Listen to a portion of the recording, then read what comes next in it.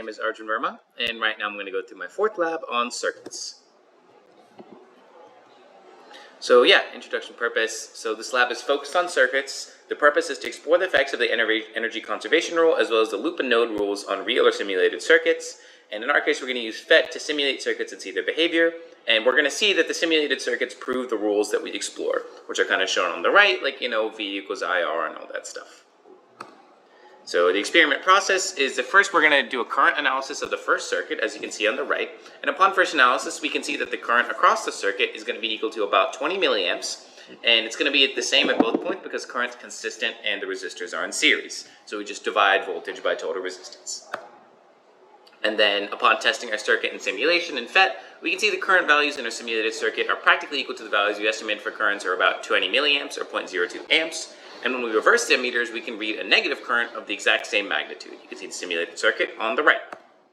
So now we're going to do some voltage analysis. So we'll see that the current goes to 0 because the circuit is now closed, and the voltmeter reads the total voltage because it measures the difference from power to ground. The circuit's closed because the voltmeter has a really high internal resistance to measure voltage, so current doesn't flow through it. And when measuring all the potential differences, it's 3 volts at the battery, negative 0.95 at the first resistor, or just resistance times current, and negative 0.05 at the second, 0 at all other places. Our potential in the round trip comes out to 0 because it evens out through the battery. So yeah, you can kind of see over here, like from A to B in the battery, the potential increases to 3 volts, stays consistent, drops at the first resistor, stays consistent, drops all the way at the second resistor, and then is measured at the end. Yeah. So yeah, the voltmeter contains a really high internal resistance, so current can't really flow through it. And also, when we replace the voltmeter with an ammeter in parallel, it reconnects the circuit and current now flows through it. The current in the other ammeter increases because putting the second one in parallel makes the overall resistance less due to the nature of parallel resistance. 1 over R equals 1 over R plus 1 over R, right? And applying Ohm's law and the loop node rule with the very minuscule value that we utilize for the ammeter resistance, we find that R47 is 0.06 amps, R100 is 0.06 amps, and RY is 0 amps. And our ammeter is a very, very small value, right? So there's minuscule changes.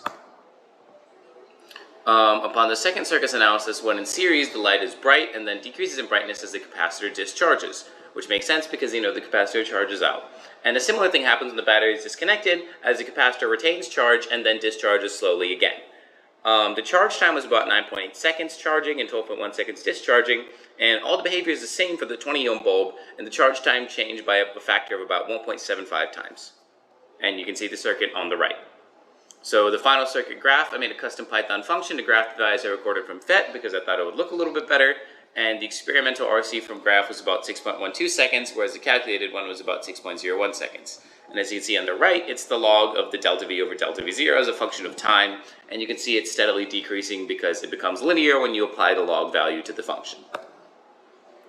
And yeah, so now I'm kind of going to go into the discussion of the experiment as a whole. So the simulation is very close to perfect, but there's potential for PHYS to have added some noise to make it more realistic. So there is some potential for noise and errors in my measurements, which may be why the values don't match exactly.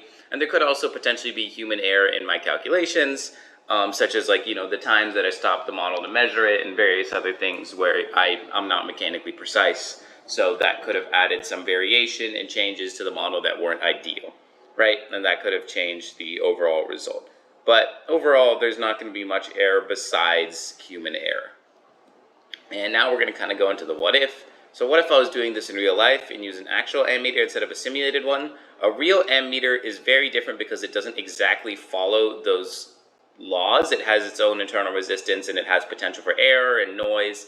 And it would have affected the circuits by adding some more internal resistance and changing the current slightly. And if we did it with real circuit components, yeah, I did not do this lab with real circuit components, but if I had, then it would have probably had slightly noisier results. And if I was doing this in real life and used a real battery to charge a real capacitor with no resistor in the circuit, our ideal model would predict the capacitor probably a little bit faster than it would take in real life. If you're doing this in real life, there's more resistance and various other things that play in the way, such as the capacitance having some internal changes that would prevent it from charging as quickly, so everything would move a little bit slower. And yeah, it would be different because it would just be a little bit slower. And yeah, that's about it. These are my references to everything I use. Thank you.